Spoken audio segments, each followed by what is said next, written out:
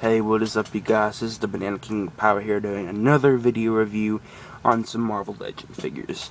Here we have the big time Spider-Man figure from the Arnim Zola wave, and the Legendary Riders wave first appearance thing. Now, I think first I'll be reviewing the big time Spider-Man, so let's just get the thing out of the way. This figure is pretty awesome. It's very nicely articulated, but sadly it did get very, very loose on me, so I'm having to use a base to make it stand up. Later on I will see if I can make it stand up without the base, but I'm doubting that's going to happen. So let's just zoom in. Let's take it off the base first. Let's just get a close look at that head sculpt. It's a pretty nice head sculpt, I do have to say. They did botch up on the eyes there, like right there, so I had like it's just kind of weird looking, but I do like the way they kind of added the green fade around the bright green eyes, and the really, I can't tell if it's really dark blue or if it's black. It looks kind of blue on my camera, but I think it's black on the figure itself. But so it is a pretty nice figure. It's got really nice lighting right here. I don't know if you can tell, but like they kind of put a lot of fade right here, and then something just cuts to black right here on the knees and the legs, which is a little bit irritating. They also did the very same on the back. They pretty much made the entire back piece green, but then like here at the armpit joint and the shoulder, and then like at the lower back, they just cut it completely off. But I do like how like this backwards the spider symbol on the back turned out, and how it did on the front and everything. So it is a pretty nice figure. And now, ladies and gentlemen, let us get into the articulation. So for the head, it moves up very nicely, down really far as well, side to side. It's got the armpit joint, which is, I've never really had a figure that's done this before, because I'm just a pretty new collector. Just started like a couple of months ago, so I haven't really gotten really far into the collecting business. But it goes back and forward. Ball joint shoulders go up and down, forward and back. Bicep swivel, double jointed elbows, wrist moves up and down, and also rotates. Ab crunch is really nice. It's very stiff, so it's got a good ratchet to it. So it moves forward nicely, back nicely. So is the waist. Wide jointed hips, which they're not bad joints, but they're always a little bit difficult to start working around. So legs do go forward and then out to the side and back a good bit, actually. Well, so does the thigh, which you need to do that because without the thigh joint you really couldn't use the wide jointed hip. Double jointed knees, foot moves up, foot moves down, and it's got a very nice ankle pivot, which well, that's part of the problem, because I think this is one of the first figures I started using this new ankle pivot technology on, so they really didn't have it down to earth yet, so it's gotten really loose on me, so I'm having to use this little base here. But let's see if I can get him into a sort of pose here. That's not too bad. Let's see if I can get that off. There we go. So that's not too bad. And it's just a really nice shiny paint, so it looks almost like a black costume Spider-Man with a bit of revamp to it. But it is a very nice figure.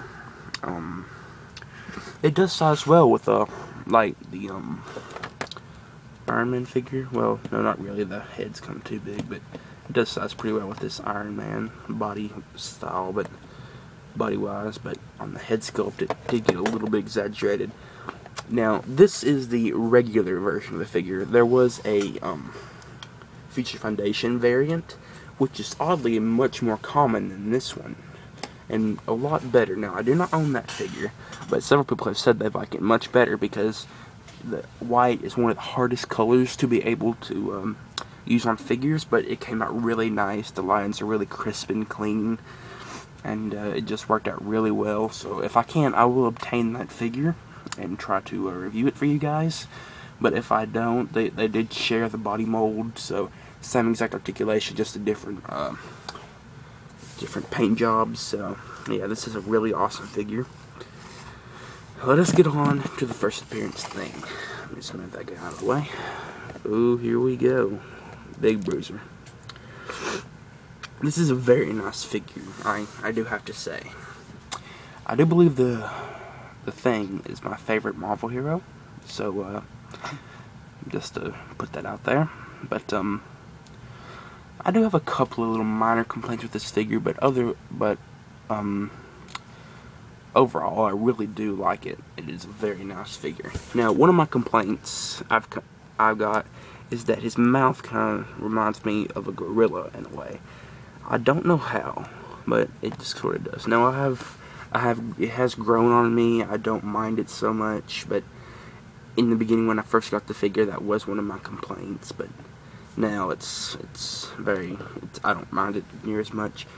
And the other complaint I kind of have is, you see this arm, how they just added a little bit of subtle shading, like right in there and then right here, how it, you know, it just makes it have a nice appearance. But on this arm now, they added it so heavily, it almost looks like he's been burned. I mean, it's just a little crazy, I do have to say. And probably my last complaint is the fact that I think his toes are a bit too long. But I mean, I really don't know, so it's not a big deal. It's a big deal. So yeah, the back's really nice. It's got pretty nice line of rocks there. That is another one of my complaints. I'm used to the new, like the Thing from like the 90s and on, where the rocks weren't like so straight in rows.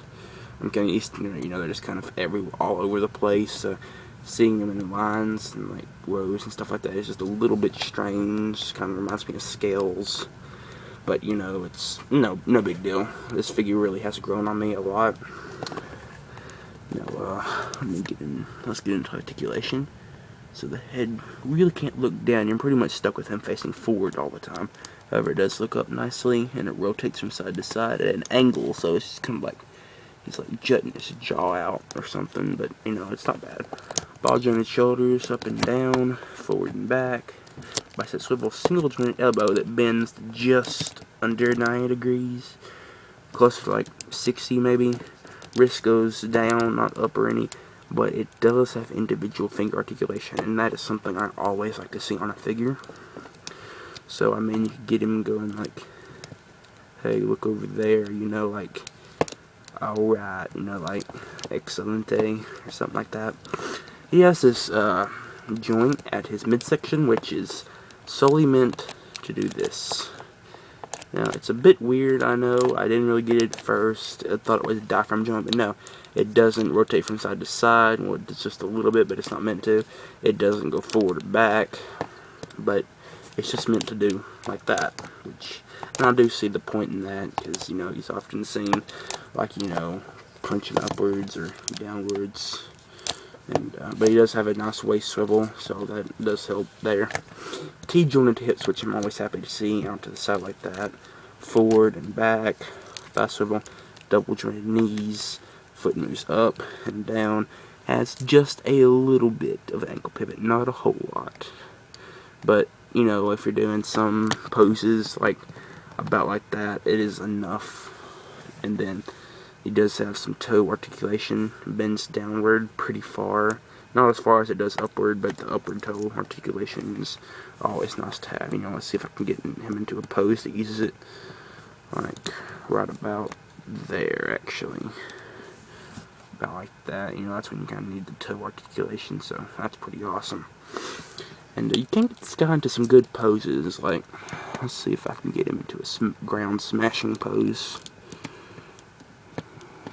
Yeah, there we go.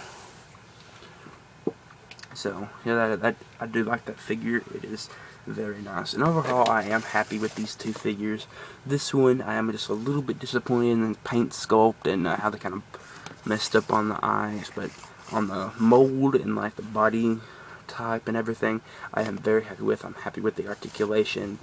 I kind of wish it didn't get so loose. I mean, you can just see him moving the base right there. He's just wobbling all over the place. And this guy, very heavy figure, very hefty, highly recommended, though it is a bit of a classic, and it can get pretty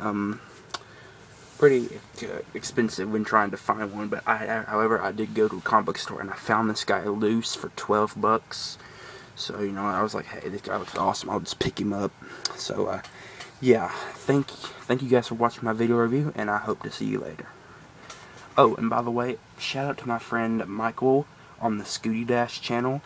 If you want to go view his channel, he's doing a Let's Play of Stubbs the Zombie, as well as several rants, and possibly a future Minecraft Let's Play through on my Xbox. He has already done one episode. I'm not sure if he's done any more, but he's been thinking about it. And so that has been my review, you guys, and I will catch y'all later.